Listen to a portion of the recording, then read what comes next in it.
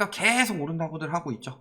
그러면서 유명하신 분들 많이 나오죠. 이거 다 7월 기사입니다. 7월에 안달이 나서 지금 다 오른다고 했죠. 뭐라 그래요? 재건축 여파 이제 시작이다. 거침없는 상승이 눈앞이다. 자, 이야기하면서 최저임금이 오르는 게 이런 것들이 영향을 준다. 대출 중단 영향 없고 금리 인상 영향 없고 최저임금 오른 건 영향을 준다. 이 뭔 개소리야! 유리한 건 다 갖다 쓰고 불리한 건 다 갖다 없애버린다. 근데 실질적으로 최저임금 받는 사람들이 집을 사요? 그렇다면은 최저임금이 오르면은 기본임금이 오르느냐? 물론 최저임금에 준하는 임금을 받고 있던 사람들, 그런 사람들 같은 경우는 임금이 오르겠죠. 하지만 진짜 집을 살려면은 그 정도 임금 가지고는 지금 최저임금 올라서 집을 살려면은 이 사람들은 한 10년이나 20년 뒤에나 영향이 가는 거고, 지금 당장 집값이 오른다고 최저임금이 영향을 가느냐? 반대로 금융권에서 지금 올라가는 금리는 매달 올라가고 있습니다. 변동금리 비중은 70%가 넘어가요.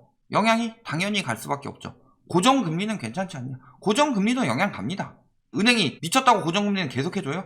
아니에요. 고정금리도 은행에서는 알아서 언젠가 변동해요. 물론 당장 영향이 변동금리보다 적다 뿐이지. 그리고 변동금리로 많이 받은 이유 뭐겠어요? 유례없는 저금리, 그리고 지금 아니면 집을 못 살 것 같다는 영끌족들 이야기를 많이 했죠. 그런 사람들이 미래 한 30년을 계획을 해서 더 높은 금리로 대출을 받았겠느냐? 최저금리로 받으려고 했겠죠. 그런 사람들 영향 제대로 받고 있다. 지금 예시 하나 들어볼까요? 주택담보대출 금리가 한국은행에서 평균 낸 게 3%가 나왔습니다. 9월까지 나와 있어요. 근데 10월의 금리를 보면은 최저금리마저 3%가 되는 데가 없다. 이것만 봐도 말 다 하지 않았어요? 금리가 굉장히 가파르게 오르고 있다는 거죠. 자, 그 다음에 수요 공급 측면에서 집을 살 사람들, 현금 부자들이 왜 집을 살 사람들이에요? 현금 부자들은 집을 판 사람들이에요. 현금을 지금 가지고 있는 사람이 누가 있어요? 아까 이야기했지만 영끌족들 현금 없는데 무리해서 샀죠. 그렇게 오르는 동안에 현금 부자들이 안 사고 뭐 했겠냐? 팔아서 차익 남기고 있었겠죠. 근데 현금 부자들이 늘었다고 집값이 오른대요. 시중 부동자금이 급격히 증가한 이유, 가계대출이 급격히 증가할 때 같이 증가했죠. 그 이유는 뭐예요? 팔아서 차익 남겼다는 거예요. 자, 서울 주택가격은 현재 우상향 중. 왜 이거 다 7월에 나왔는지 아세요? 수요가 많은데 물량이 따라오지 못해. 이 말한 지 한 달도 안 지난 시점부터 매물이 쌓이고 있었죠. 그러면서 보면 뭐예요? 다 은행에서 부동산 하고 있는 사람들. 요 사람은 뭐 말할 것도 없고. 그 다음에 부동산 11땡. 요런데 다 이해관계 있는 사람들만 오른다고 한다. 자, 그리고 이게 다 7월에 기사가 나왔죠. 왜 7월에 기사가 나왔어요? 7월에 매수 심리가 죽을 것 같은 게 조금 살아나는 기미가 보였으니까. 원래 절세 매물 때문에 5월까지 거래량 늘어나는데 6월에 떨어지는 게 기본이죠. 그런데 작년에 6월에 거래량 많이 나왔다고 약속의 6월이란 말을 엄청나게 짓거려대기 시작했습니다. 그런데 작년 6월에 거래량이 왜 늘었어요? 6월까지 10년 이상 보유주택에 대해서 양도세 중과 유예를 하면서 5월까지 팔다가 안 팔리니까 6월에 증여세보다 양도세가 저렴하기 때문에 양도 형식으로 넘긴 거죠. 그래서 20, 30대 거래량이 늘어난 이유 뭐예요? 부모한테 받은 거죠. 살려면은 5월까지 금매가 나오기 때문에 5월까지 빨리 사겠죠. 그래서 올해 그렇게 바로 나오는 거예요. 약속의 6월에 저조해졌으니까. 그래서 약속의 6월에 저조해졌는데 어떡하지? 집값 계속 뛰어야 되는데? 이런 고민하다가 무슨 일 생긴 거예요? 7월에 DSR 규제가 들어가면서 LTV를 소폭 풀어줬죠.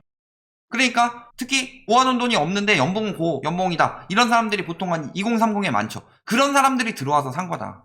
그래서 거래량 살포시 증가하니까 지금이 기회다 하고 7월에 지금 다 떠들어댄 거죠.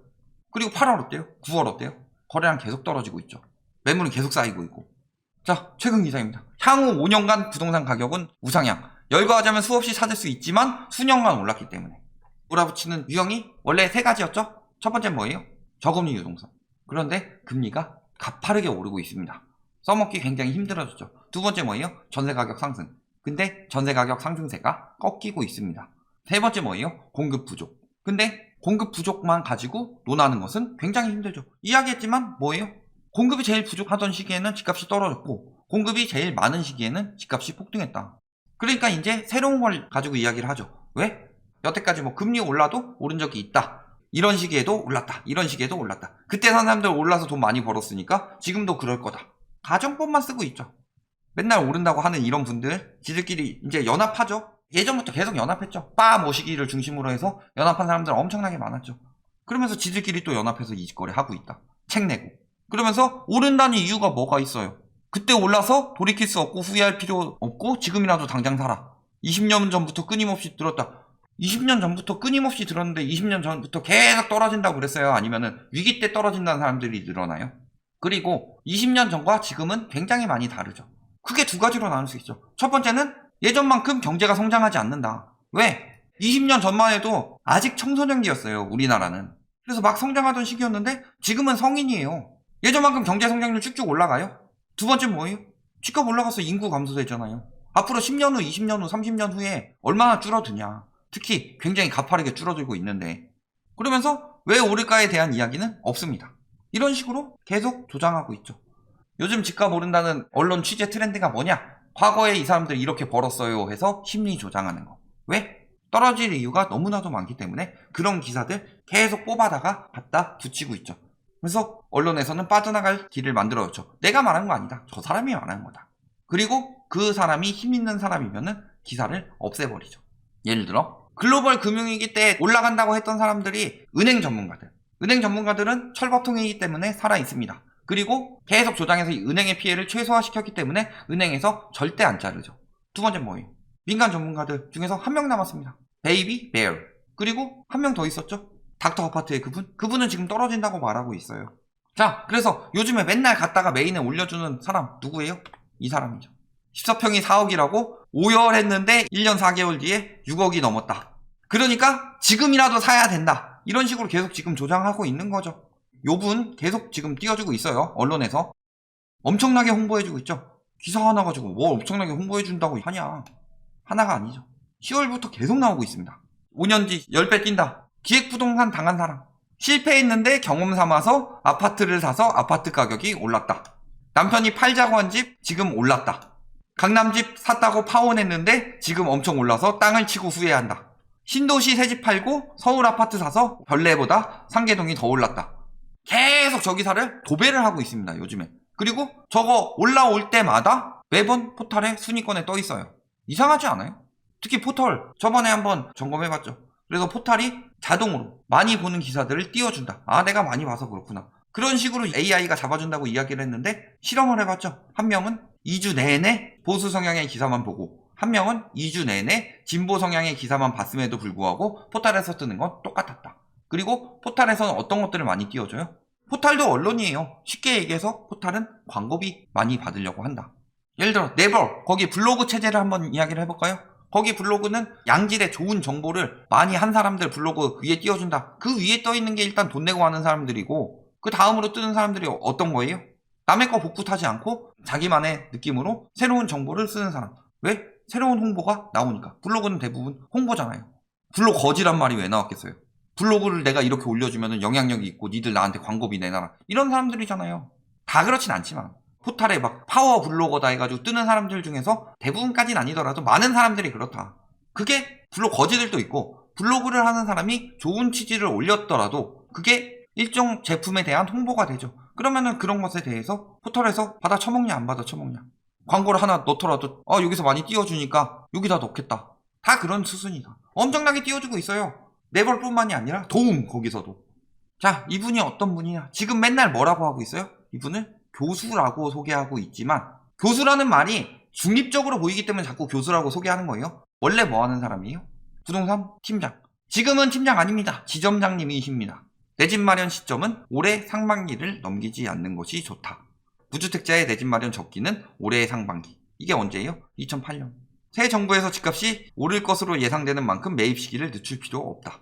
아니 라이트하우스는 코로나 터질 거 몰라가지고 코로나 때문에 집값 더 올랐지 분석이 틀리지 않았다 하지만 저 사람은 리먼 터질 거 어떻게 알았냐.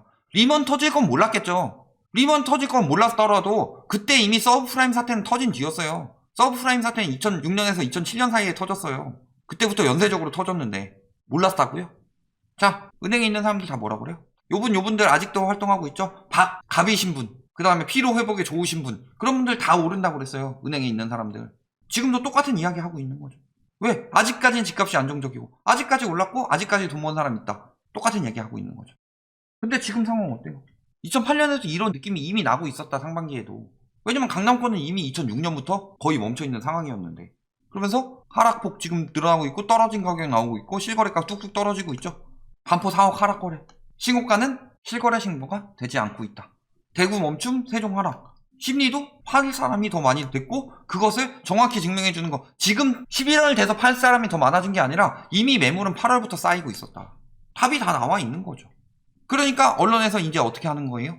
마음이 급하니까 유튜브 채널까지 갖다 붙이고 있고 카페에서 오른다는 사람들 갖다 붙이고 있고 그러고 있다. 조 실버 마운틴 이런 사람들 왜 계속 갑자기 기사에서 엄청 띄워줄까요? 뻔하지. 지금도 계속 이 이야기하고 있어요. 대땡 건설 정책 연구원. 누가 봐도 건설사 편이죠. 요분 부동산 연구소장. 연구소란 데가 있어요. 아, 저런 데는 업자가 아니고 연구하는 데겠구나 라고 생각하면 크나큰 오산이다. 부동산 연구소 중에서 제일 유명한 연구소가 누구가 하는 데다? 빠 그분이 하시는데도 부동산 연구소예요. 끼리끼리 모여서 뭐라 그래요? 집값 오른다고 하고 있지. 거기서 재개발 전문이신 분 따로 있고 학군 전문이신 분 따로 있고 다 오른다고 하고 있다. 결론. 자, 안달들이 나셨죠? 첫 번째. 지금 이제 또 다른 게 하나 생겼습니다. 여태까지 저금리 이제 안 통하죠. 그 다음에 다음으로 통하는 거 공급 부족. 요거 아직까지 조금은 먹히고 있는 것 같지만 요것도 한계가 있죠. 왜? 요거는 이제 22년까지밖에 못 써먹죠. 23년부터 공급 폭탄이니까. 그 다음에 전세가 상승. 요거 아마 올해 말이나 내년 상반기 내로 못 써먹을 게 될 겁니다. 전세가 상승이 영향을 가는 것은 자 2년 전보다 금리가 올랐느냐 떨어졌느냐를 보시면 돼요. 그래서 2020년에 계속 오를 수 있었던 거 2년 전보다 금리가 많이 떨어졌기 때문이죠. 21년까지도 2019년보다는 금리가 떨어졌기 때문이죠. 그런데 이제 슬슬 2년 전 금리를 초과하게 되고 있다. 전세자금 대출이 슬슬 넘어가고 있죠. 그러면은 늦어도 내년 상반기 중에는 분명히 전세가가 영향을 굉장히 크게 받을 것이다. 임대차법 때문에 뭐 8월부터 오른다 이딴 이야기하고 있는데 말도 안 되는 소리죠. 그리고 이번에 또 하나가 나왔죠. 누구누구는 돈 벌었대. 저희 영향도 큽니다. 저 업자들 항상 이해관계가 있다라고 하니까 이해관계가 아닌 없는 사람들 예시를 들어서 하고 있죠. 그거 다 과거의 일이다. 지금 추세를 말하지 않고 과거 걸 갖다 쓰는 이유는 뭐다? 예전에 말한 적 있죠. 언론에서 갑자기 뭐 지금 10월부터 분양 더럽게 안 되기 시작하는데 9월 분양률 가지고 이야기를 한다든가 그러는 이유는 뭐다? 뻔하다는 거죠. 새로운 패턴 하나 더 나왔다. 이렇게 알아두시면 되겠습니다. 그리고 이렇게 앞장서서 말하고 있는 그분 2008년에도 똑같은 이야기를 했다. 아파트 사면 무조건 오른다고 했는데 그 말에 낚인 사람들 어떻게 됐어요? 그 피해 복구는 평생 간다. 여기까지 말씀드리겠습니다.